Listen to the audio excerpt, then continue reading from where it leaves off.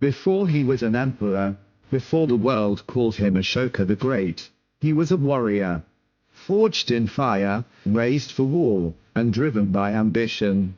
Ashoka's training began early, even before he turned 12. At dawn, while most children were still asleep, Ashoka was already on horseback, learning to ride like the wind. By midday, he practiced archery, spear throwing, and swordsmanship. His instructors, veterans from the campaigns of Chandragupta, were tough, brutal, and relentless. But Ashoka thrived. He was not just strong, he was strategic. He asked questions.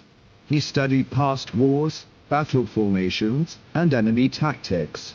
In his private chambers, he read scrolls on statecraft, philosophy, and military history, while his brothers lived in comfort. Ashoka chose discipline.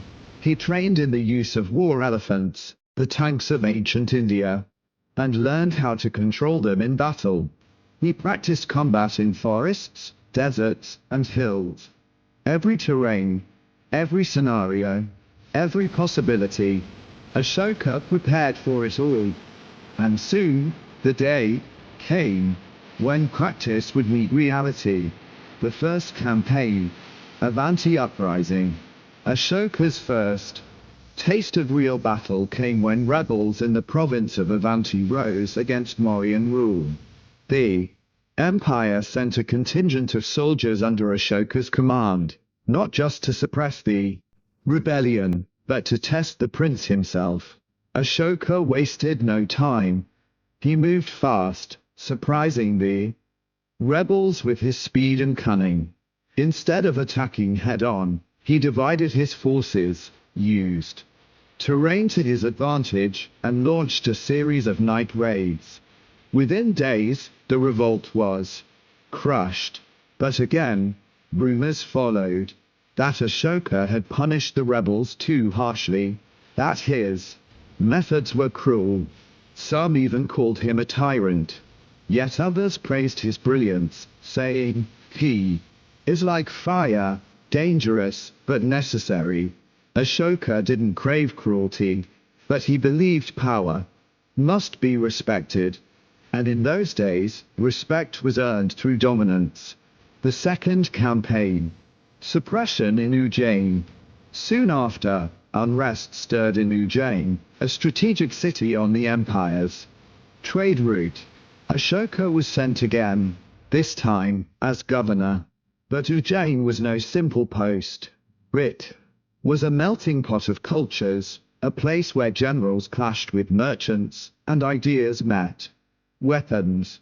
Ashoka not only brought the region under control, but also introduced reforms, improving roads, organizing defenses, and enforcing laws strictly.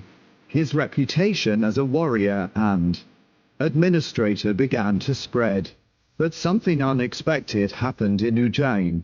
While there, Ashoka fell gravely ill, some say due to an assassination attempt by rival factions. He was bedridden for weeks, his fate uncertain. It was during this time, according to legend, that Buddhist monks came to treat him. They offered not just medicine, but peace, and introduced him to the teachings of the Buddha. Though Ashoka would not embrace Buddhism fully until years later, the seeds were planted. He recovered, and he rose again. By now, Ashoka was no longer just a prince. He was a warrior, a governor, a symbol of fear and hope, depending on who you asked. The people of the Maurya Empire began whispering, and quote, "Could this be our next emperor?" unquote. But others whispered darker things, and quote, "If Ashoka takes the throne, rivers will run red with blood," unquote. In the next episode, we'll witness the turning tide, how Ashoka's growing power led him closer to the throne, and how the empire itself began to tremble.